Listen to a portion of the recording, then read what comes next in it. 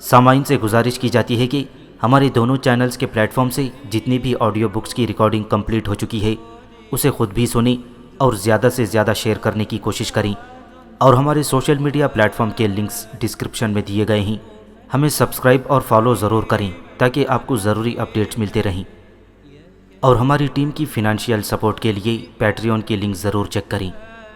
جزاک اللہ۔ بسم اللہ الرحمن الرحیم۔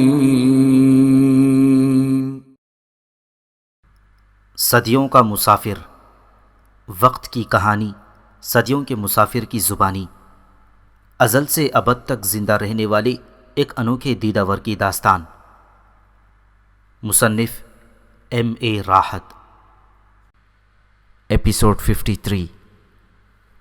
شام ڈھل گئی تھی اور رات کی سیاہی نے اپنی دبیس چادر کو چاروں طرف پھیلانا شروع کر دیا تھا۔ بستی کے وسط میں میدان میں جگہ جگہ مشعلیں روشن کر دی گئیں۔ مشروب کے برتنوں کو پہلے سے ہی اوپر تک لبالب بھر دیا گیا تھا۔ شکار کیے ہوئے گوشت کے ٹکڑے کاٹ لیے گئے تھے اور جنگلی پھلوں کا ذخیرہ جمع کر لیا گیا تھا، گویا پوری ضیافت کا اہتمام تھا۔ پھر پروفیسر، رات بھیگنے لگی اور ڈھولوں کی تھاپ پر سیاہ جسم تھرکنے لگے۔ مشروب کا دور چلنے لگا۔ مشعلوں کی دھندلی روشنی میں سیاہ رنگت کے قبیلے والی ایک عجیب پراسرار منظر پیش کر رہے تھے۔ بے خودی بڑھتی جا رہی تھی۔ مشروب کی آتش سیال سینوں میں اور جسم کے رگوں پے میں آگ اگلتی گئی، اور پھر برہنہ درندگی کا دورہ شروع ہو گیا، اور اسی حالت میں صبح ہو گئی۔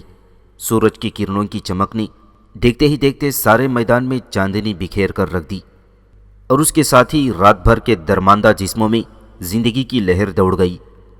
لوگ اٹھ کر بیٹھنے لگے اور پھر اپنے اپنے جھونپڑوں کی سمت روانہ ہو گئے۔ انہیں ابھی مزید آرام کی ضرورت تھی۔ باہر دور دور تک سورج کی پگھلی ہوئی چاندنی کا سیلاب تھا۔ افریقہ کی سرزمین پر تپتا ہوا سورج اپنی ساری حشر سامانیوں سے جلوہ افروز تھا۔ بستی میں دور دور تک سناٹا پھیلا ہوا تھا۔ چمکتی ہوئی چاندنی میں جھونپڑے ساکت و صامت کھڑے ہوئے تھے۔ ان کے اندر رہنے والے نیند کی آغوش میں ڈوبے ہوئے تھے۔ دور دور تک کوئی نظر نہیں آ رہا تھا سوائے ان چند کتوں کے جو مردوں کی بستی کے خالی ہو جانے کے بعد گھبرا کر اس طرف آ گئے تھے اور رات کو کھائے جانے والے بچے کچے ہڈیوں کو بھنبوڑ رہے تھے۔ ہر طرف موت کا سناٹا پھیلا ہوا تھا۔ کسی درندے کی تیز آواز سنائی دیتی، اس کے جواب میں کسی اور جانور کی یا کسی درخت پر بیٹھے ہوئے پرندے کی جوابی آواز سنائی دیتی، اور پھر سناٹا چھا جاتا۔ میں آہستہ سے ٹہلتا ہوا پتھریلی چٹانوں پر سے گزرتا ہوا اور گھنے درختوں کے نیچے سے ہوتا ہوا ساحل کی طرف چلا جا رہا تھا۔ میں دراصل سمندر کے اندر غسل کرنے کی شدید ضرورت محسوس کر رہا تھا۔ اچانک پاؤں چھوٹے سے گڑھے میں چلا گیا۔ چھوٹا سا گڑھا پتھروں کے درمیان میں اس طرح چھپا ہوا تھا کہ نظر نہیں آ رہا تھا۔ میرا پاؤں کوئی پنڈلی تک اس گڑھے میں گھس گیا تھا۔ جب میں نے فوراً اپنے پاؤں کو گھسیٹ کر باہر نکالا تو اس کے ساتھ متعدد چھوٹے بڑے پتھر بھی باہر نکل آئے۔ اچانک ان میں سے ایک نے اپنی جانب میری توجہ مبذول کر دی۔ مجھے اس پتھر کا رنگ کچھ غیر معمولی سا لگا۔ میں نے جھک کر اس پتھر کو اٹھا لیا۔ اس پر مٹی اور کائی جمی ہوئی تھی، لیکن جہاں جہاں سے مٹی اور کائی ہٹ گئی وہاں وہاں سے اس کا پیلا رنگ صاف جھلک رہا تھا۔ میں نے اسے اپنے ہاتھوں کی مدد سے صاف کیا، اور مجھے یہ سمجھنے میں چند لمحے سے زیادہ دیر نہ لگی کہ یہ سونا تھا، خالص سونا، چمکتا ہوا پیلا سونا۔ میں نے جب اس علاقے میں آس پاس اچھی طرح نظر دوڑائی تو جگہ جگہ اسی قسم کے پتھر پڑے ہوئے نظر آئے۔ یہ سب کے سب سونے کے بھاری بھاری اور بڑے بڑے ٹکڑے تھے جو چاروں طرف پھیلے ہوئے تھے۔ میں نے سوچا کہ جب یہاں زمین کے اوپر اتنا سونا بکھرا ہوا ہے تو زمین کے اندر کتنا موجود ہوگا، اور دل ہی دل میں مسکرایا۔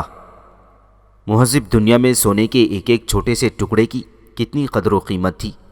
سونے کی تلاش میں لوگ کہاں کہاں خاک چھانتے پھرتے تھے، اور قبطی انسانوں نے اپنی پوری زندگی مصنوعی طور پر سونا بنانے کی اور سونے کو حاصل کرنے کی کوششوں میں صرف کر دی تھی۔ سونے کی خاطر کس طرح جنگیں ہوتی تھیں اور انسان ایک دوسرے کا گلا کاٹتا ہی، اور یہاں غیر مہذب دنیا کے افریقہ کے اس چھوٹے سے نامعلوم خطے میں سونا مٹی کی طرح زمین پر پڑا ہوا تھا، اور یہاں کے باشندوں کو اس کی قدر و قیمت کا کوئی احساس تک نہیں تھا۔ ان کے نزدیک کسی جنگلی پھل، کسی جنگلی جانور کے گوشت کا ایک لوتھڑا اس سنہری مٹی سے کہیں زیادہ مفید تھا۔ کئی گھنٹے تک اس علاقے میں گھومتا پھرتا رہا، اور مجھے اندازہ ہوا کہ یہ سونے کی بہت بڑی کان ہے، اور سونے کی بہت بڑی مقدار اس زمین پر پھیلی ہوئی ہے۔ کتنی عجیب صورتحال تھی پروفیسر، کہ اس خطے میں رہنے والے سیدھے سادھے اور سادہ لوح انسانوں کو اس گراں قدر دھات کا کوئی احساس تک نہیں تھا جو ان کی سرزمین پر اس فراوانی کے ساتھ بکھرا ہوا تھا۔ انہیں تو ہڈیوں، پتھروں اور مٹی کے علاوہ کسی اور شے کی ضرورت بھی نہیں تھی۔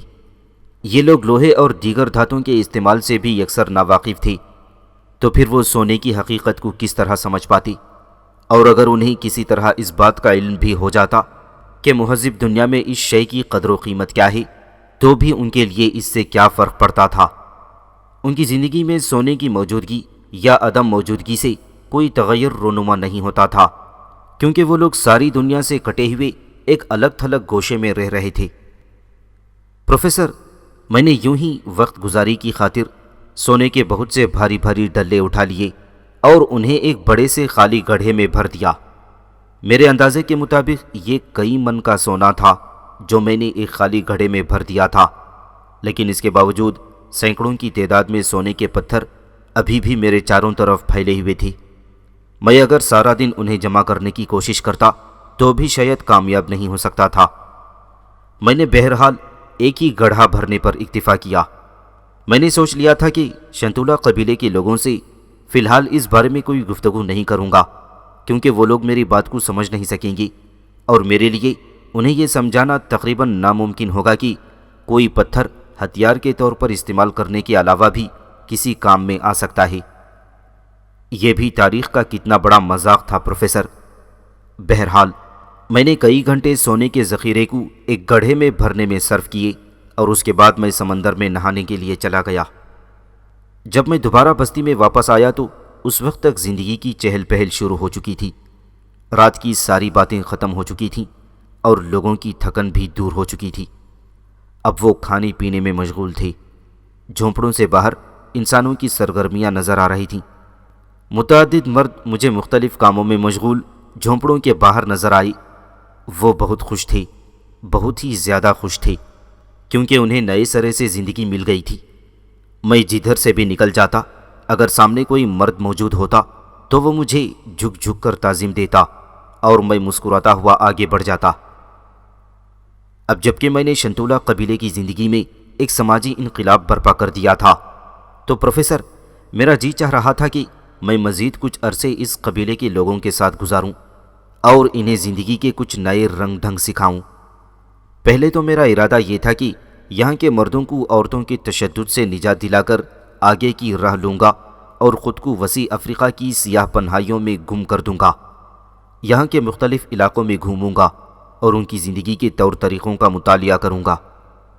میں نے یونان، فارس اور دوسرے بہت سے ممالک میں افریقہ کے بارے میں بہت سی باتیں سنی تھیں۔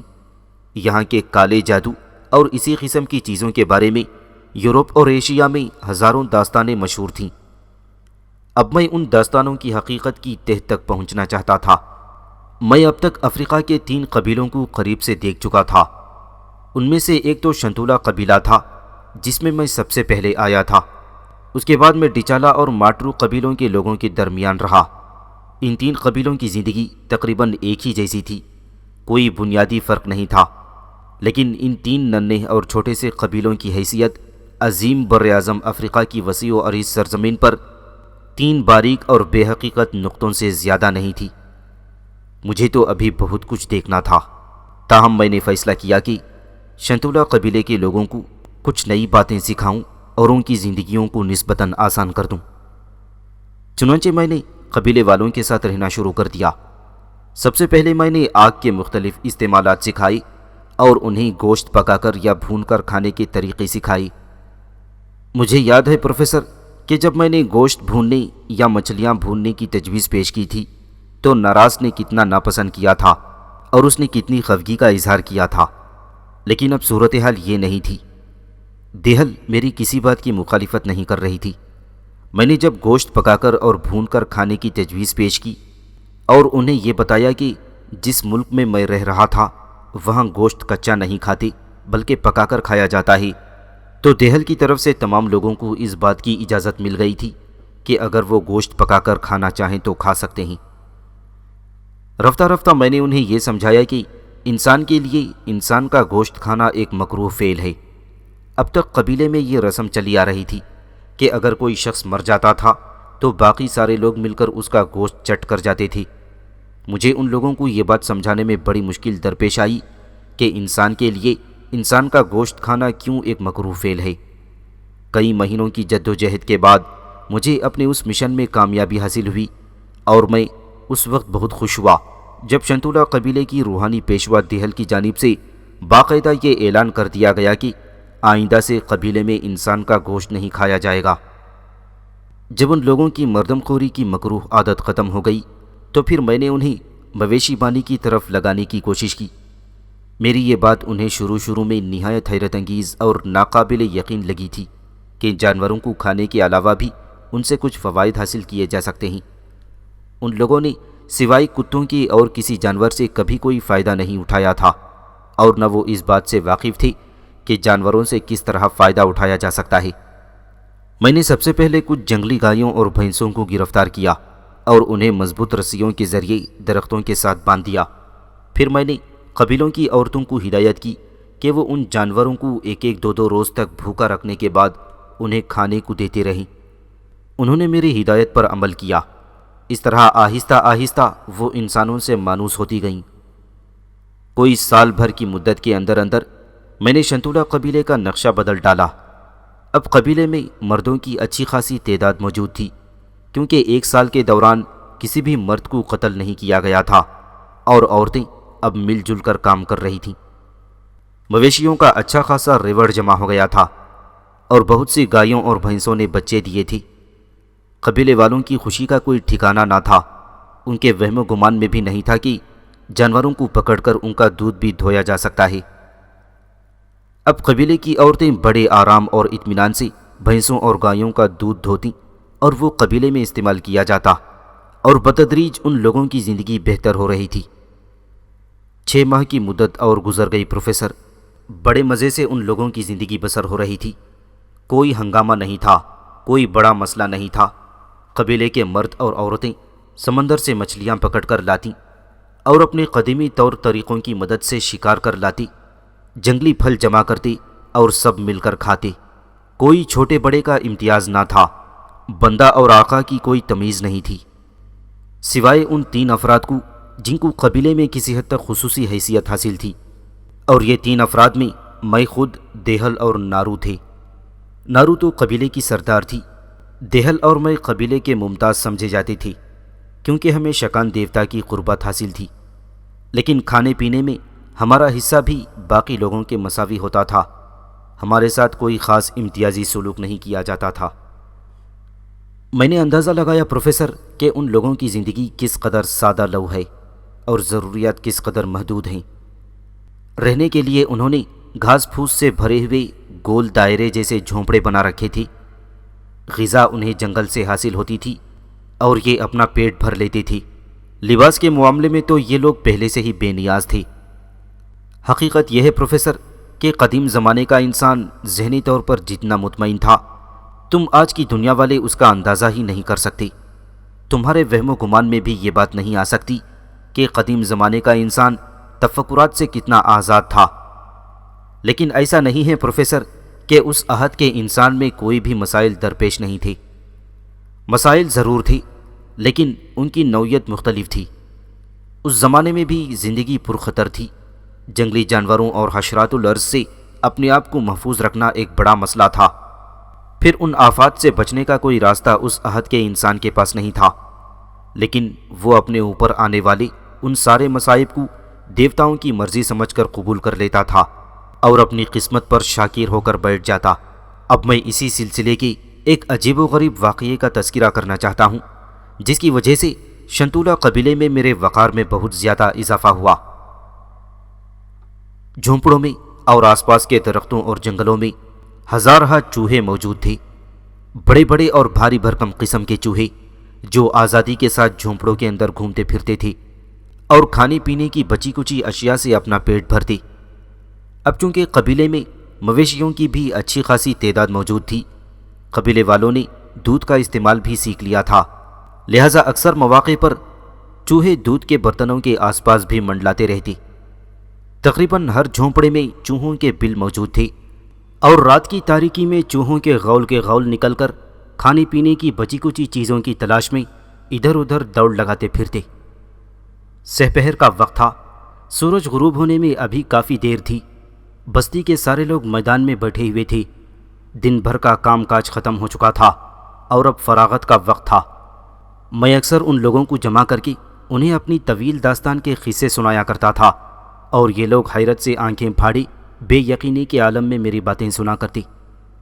اس وقت میں انہیں ایتھنز میں ہونے والے شمشیر زنی کے مقابلوں کے بارے میں بتا رہا تھا کہ اچانک ایک موٹا سا سیاہ رنگ کا چوہا آہستہ آہستہ چلتا ہوا سامنے آ گیا۔ مجھ سمیت سارے لوگوں کی نظریں چوہے کی جانب مبذول ہو گئیں، کیونکہ انسانوں کی موجودگی میں چوہے کو اتنے آہستہ چلتے ہوئے کسی نے نہیں دیکھا تھا۔ اکثر ہی چوہے ہمارے سامنے سے تیزی سے گزر کر بھاگ جاتے ہیں۔ وہ چوہا تھوڑا سا چلنے کے بعد تقریباً ٹہر گیا اور پھر اس نے اپنے دونوں اگلے پیر ایکسر ہی کاٹنا شروع کر دیے تھے۔ سب لوگ حیرت سے اسے دیکھنے لگے، لیکن مجھے کچھ زیادہ حیرت نہیں ہو رہی تھی۔ میں کچھ سمجھ رہا تھا کہ کیا ہونے والا ہے، اور پھر چوہے نے اچانک تیزی سے چکر لگانے شروع کر دیے اور پھر دیکھتے ہی دیکھتے وہ کسی پھرکی کی طرح ناچنے لگا۔ بہت سے مرد اور عورتیں یہ منظر دیکھ کر ہنسنے لگے۔ انہوں نے چوہے کو ناچتے ہوئے کبھی نہیں دیکھا تھا، ان کے لیے یہ بڑا عجیب منظر تھا۔ ایسا معلوم ہوتا ہے کہ چوہے پر زبردست مستی سوار ہے۔ ایک عورت نے اپنے سفید سفید دانتوں کی نمائش کرتے ہوئے کہا، اسے شاید اپنے جوڑے کی تلاش ہے۔ دوسری عورت بولی، میں نے اس سے پہلے کبھی کسی چوہے کو انسان کے اتنا قریب ہو کر ناچتے ہوئے نہیں دیکھا۔ نارو نے مجھ سے مخاطب ہو کر کہا، کیا تمہاری دنیا میں بھی چوہے ہوتے ہیں اور کیا وہ اس طرح رقص کرتے ہیں؟ تم نے کبھی چوہے کو ناچتے ہوئے دیکھا ہی؟ اس نے مجھ سے سوال کیا۔ یہ خوش ہونے والی بات نہیں ہے، میں نے گہری سنجیدگی کے ساتھ کہا۔ یہ شکان دیوتا کی طرف سے ایک اشارہ ہے، میں اس اشارے کو سمجھ رہا ہوں اور ابھی تھوڑی دیر میں تم سب کو اس کا مطلب بتا دوں گا۔ یہ چوہا ابھی مر جائے گا۔ مر جائے گا؟ کئی آوازیں ایک ساتھ بلند ہوئیں۔ لیکن کیوں؟ اس لیے کہ یہ بیمار ہے، میں نے جواب دیا۔ مجھے معلوم تھا پروفیسر کہ بستی میں طاعون کی وبا پھیلنے والی ہے۔ تم تو جانتے ہوگی کہ انسانی بستیوں میں طاعون کے جراثیم چوہوں کے ذریعے پھیلتے ہیں۔ سب سے پہلے یہ جراثیم چوہوں کے جسم میں پیدا ہوتے ہیں۔ جب ان کا غلبہ ہوتا ہے تو چوہا گھومنے اور چکر کھانے لگتا ہے اور اسی عالم میں مر جاتا ہے۔ طاعون کے جراثیم اس کے مردہ جسم سے دوسرے جسموں میں منتقل ہونے لگتے ہیں۔ ان پر طاعون کے جراثیم بالعموم پیروں پر حملہ آور ہوتے ہیں، کیونکہ ان جراثیم کی اڑان عام طور پر 2-2.5 فیٹ سے زیادہ بلند نہیں ہوتی۔ انسانی ٹانگوں پر حملہ آور ہونے کے بعد پھر یہ سارے جسم میں پھیل جاتے ہیں۔ مریض کو تیز بخار ہو جاتا ہے اور پھر اس کے جسم میں جگہ جگہ گلٹیاں نکلنا شروع ہو جاتی ہیں۔ یہ گلٹیاں عام طور پر بغل میں، رانوں کے جوڑوں پر اور گردن میں نکلتی ہیں اور دیکھتے ہی دیکھتے انسان دم توڑ دیتا ہے۔ اور پروفیسر، تمہیں تو یہ بات یقیناً معلوم ہوگی کہ زمانہ قدیم میں جب طاعون کی وبا پھیلتی تھی تو میلوں میل تک انسانی بستیوں کا صفایا کرتی چلی جاتی تھی۔ گاؤں کے گاؤں خالی ہو جاتے تھے، ہر طرف لاشوں کے ڈھیر لگ جاتے تھے اور لاشوں کو اٹھانے والا کوئی نہیں ملتا تھا۔ لوگ شدید خوف و ہراس کا شکار ہو کر بھاگنا شروع کر دیتے تھے، لیکن وبا کے شکار علاقے سے بھاگنے والے اپنے ساتھ ساتھ بیماریوں کے جراثیم بھی لے جاتے تھے اور اسی طرح بیماری پھیلتی چلی جاتی، یہاں تک کہ بہت بڑے بڑے علاقے اس کی زد میں آ جاتے۔ انسانوں کے پاس وباؤں سے بچاؤ کا راستہ نہیں نکلتا تھا، سوائے اس کے کہ وہ خود کو قدرت کے رحم و کرم پر چھوڑ دیتے۔ یہ بیمار چوہا ابھی مر جائے گا، میں نے دیہل سے مخاطب ہو کر کہا، اور اس کے مرنے کا یہ مطلب ہے کہ ہماری ساری بستی پر زبردست تباہی نازل ہونے والی ہے۔ مگر یہ چوہا ابھی تمہاری نظروں کے سامنے مر جائے تو سمجھ لینا کہ تباہی بستی میں داخل ہو رہی ہے اور ہمیں فوراً یہ علاقہ چھوڑنا ہوگا۔ کیا علاقہ چھوڑنا ہوگا؟ کئی آوازیں ایک ساتھ بلند ہوئیں۔ مگر کیوں؟ ظاہر ہے پروفیسر کہ میں ان لوگوں کو سمجھانے کے لیے وہی طریقہ استعمال کر سکتا تھا جو ان کے لیے قابل قبول ہوتا۔ چنانچہ میں نے اسی طریقے سے انہیں سمجھانے کی کوشش کرتے ہوئے کہا، چوہے کا مرنا اس بات کی علامت ہوگا کہ اس بستی پر بڑی خوفناک قسم کی بدروحوں کا حملہ ہونے والا ہے، اور وہ بدروہیں ہم سب لوگوں کو ہلاک کر ڈالنا چاہیں گی۔ شکان دیوتا ہم سب پر مہربان ہے، اس لیے اس نے ہمیں پہلے ہی اس آفت سے خبردار کر دیا ہے۔ اب ہمارا فرض ہے کہ اس کے اشارے کو سمجھیں اور اس کی ہدایت پر عمل کریں۔ یہ بھی ہو سکتا ہے کہ ہم میں سے کوئی ایک آدھ شخص بدروحوں کے حملے کا شکار ہو کر ہمارے یہاں سے نکلنے سے پہلے ہی مر جائے، لیکن پھر بھی زیادہ تر لوگوں کی جانیں بچائی جا سکتی ہیں۔ تم سب لوگ اس بات پر تیار ہو کہ ہمیں آج ہی یہ بستی چھوڑ دینی ہوگی؟ میری اس بات کے جواب میں چاروں طرف گہرا سناٹا چھا گیا۔ دہل یا نارو نے میری اس تجویز پر کوئی رائے نہیں دی تھی، وہ دونوں خاموش تھیں۔ اگر انہیں میری تجویز سے اختلاف تھا یا اس میں انہیں کسی قسم کا شک و شبہ تھا، تو بھی ان کے اندر اتنی جرأت نہیں تھی کہ میرے سامنے کھل کر اس بات کا اظہار کر سکیں۔ اور پھر ان سب لوگوں کی نظروں کے سامنے ہی چوہے نے دم توڑ دیا۔ موٹا سا سیاہ رنگ کا چوہا زمین پر مردہ پڑا تھا۔ یہ تو شاید مر چکا ہے، زالی نے کہا اور اٹھ کر اس کے قریب جانے لگی۔ رک جاؤ زالی، میں نے چلا کر اسے حکم دیا۔ زالی وہیں رک گئی۔ اس کے قریب مت جانا، اسے بدروحوں نے ہلاک کر دیا ہے۔ اگر تم اس کے قریب گئیں تو تمہارا بھی وہی حشر ہوگا جو اس کا ہوا ہے۔ اپنی جگہ پر واپس آ جاؤ۔ زالی نے بے چون چرا میرے حکم کی تعمیل کی اور واپس آ گئی۔ سنو لوگوں، میں نے ان سے مخاطب ہو کر کہا، تم میں سے جس شخص کا جسم بہت گرم ہو جائے، آگ کی طرح تپنے لگے اور اس کے جسم کے کسی حصے پر کوئی گلٹی نمودار ہو جائے، تو اس شخص کو سمجھ لینا چاہیے کہ وہ بدروحوں کے حملے کا شکار ہو گیا ہے۔ اس کی جان کوئی نہیں بچا سکے گا، اور وہ شخص ہمارے ساتھ آگے نہیں جائے گا۔ ہم اسے چھوڑ جائیں گے کیونکہ موت اس کا مقدر ہو چکی ہے، اور شکان دیوتا کی مرضی میں کسی کو دخل نہیں۔ اور پھر ہمارے دیکھتے ہی دیکھتے ایک اور چوہا کسی دوسری جانب سے نمودار ہوا اور ہماری نظروں کے سامنے میدان میں گھومنے لگا۔ لوگوں پر خوف و ہراس طاری ہو گیا، ان کے چہروں سے واقعی وحشت ٹپکنے لگی۔ انہوں نے یہ منظر اس سے پہلے کبھی نہیں دیکھا تھا۔ جو کچھ یہاں موجود ہے اسے اسی طرح چھوڑ دو، میں نے لوگوں سے کہا۔ اب کوئی شخص اپنے جھونپڑے میں نہیں جائے گا، مویشیوں کو آزاد کر دیا جائے گا، اور ہم یہاں سے ابھی اور اسی وقت روانہ ہو رہے ہیں۔ لیکن ہمیں اپنے اپنے ہتھیار لینے کے لیے تو جھونپڑوں میں جانا پڑے گا، نارو نے پریشان لہجے میں کہا۔ تم ٹھیک کہتی ہو، میں نے سکون سے جواب دیا۔ اس میں پریشان ہونے کی کوئی بات نہیں، تم سب لوگ یہیں بیٹھو، میں ہر ایک کے جھونپڑے میں جاؤں گا اور ہتھیاروں کے علاوہ برتن وغیرہ بھی اٹھا کر لاؤں گا۔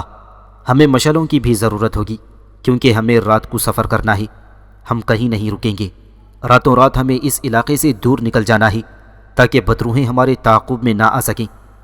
اب سب لوگ یہیں بیٹھو اور تم میں سے کوئی بھی مردہ چوہوں کے پاس جانے کی کوشش نہ کرے، ورنہ وہ اپنی جان سے ہاتھ دھو بیٹھے گا۔ لیکن کیا تم تنے تنہا جھونپڑوں سے سامان اکٹھا کرو گی؟ دہل نے کہا۔ کیا میں تمہارے ساتھ چلوں؟ نہیں دہل، اس کی ضرورت نہیں ہے، میں نے جواب دیا۔ لیکن ٹیابو، دہل نے شکست خوردہ لہجے میں کہا، تمہاری وجہ سے مجھے شکان دیوتا کی قربت حاصل ہے، اور مجھے یقین ہے کہ تمہاری طرح میری بھی وہ حفاظت کرے گا۔ میں تمہارے ساتھ چلنا چاہوں گی۔